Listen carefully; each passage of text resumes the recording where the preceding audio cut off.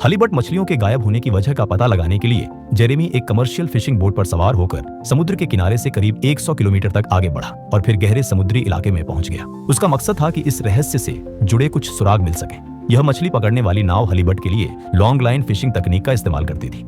एक ही मछली पकड़ने वाली लाइन की लंबाई 900 मीटर तक हो सकती थी और उस पर बड़ी संख्या में कांटे लगाए जाते थे। क्रू ने मशीनों की मदद से पहले से समुद्र में बिछाई गई इन लाइनों को वापस खींचना शुरू किया। हजारों कांटों में फंसी ज्यादातर मछलियां दूसरी प्रजातियों की थी, जबकि हलीबट की केवल कुछ ही मछलियां हाथ लगी। इस बार पकड़ी गई ज्यादातर हलीबट का वजन करीब 20 किलो के आसपास था और सबसे बड़ी मछली भी 40 किलो तक नहीं पहुंची। हजारों मीटर लंबी लाइन बिछाने और हजारों कांटे लगाने के बावजूद नाविकों को एक भी बड़ी वयस्क हलीबट का कोई सुराग नहीं मिला। आज तक हलीबट की संख्या अचानक कम होने का रहस्य पूरी तरह सुलझ नहीं पाया है। इसके बाद जेरेमी ने स्थानीय गोताखोरों और केकड़ा पकड़ने वाले मछुआरों से मिलने का फैसला किया। वह जानना चाहता था कि पिछले कुछ वर्षों में समुद्र के अंदर के वातावरण में क्या बदलाव आया है। रोजर और बैरी कई वर्षों से किंग क्रैब पकड़कर अपना जीवन यापन कर रहे थे। दोनों ने बताया कि समुद्र का तापमान बढ़ने के कारण अब उन्हें पहले की तुलना में कहीं ज्यादा गहराई में जाकर काम करना पड़ता है। किंग क्रैब हलीबट के प्रमुख भोजन स्रोतों में से एक है। जैसे जैसे किंग क्रैब गहरे समुद्री इलाकों की ओर जाने लगे, हलीबट भी अपने पुराने रहने के क्षेत्रों को छोड़कर दूसरी जगहों की ओर जाने लगी।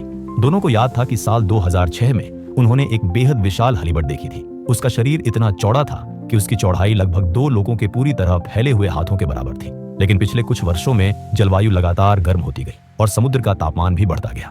इसके साथ ही किंग क्रैब की संख्या धीरे धीरे कम होती चली गई।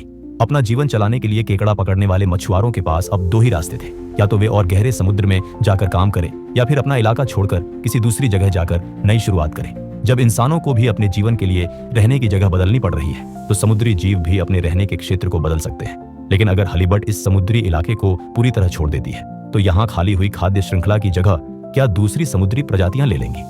इसी सवाल का जवाब तलाशते हुए जेरेमी एक समुद्री मौसम और पर्यावरण अनुसंधान संस्थान पहुंचा। संस्थान के एक विशाल कोल्ड स्टोरेज में अलग अलग मछली पकड़ने वाली नावों से मिले दुर्लभ समुद्री जीवों के नमूने रखे हुए थे। वैज्ञानिकों ने जेरेमी को हाल ही में इकट्ठा किए गए कई जलीय जीवों के नमूने दिखाए।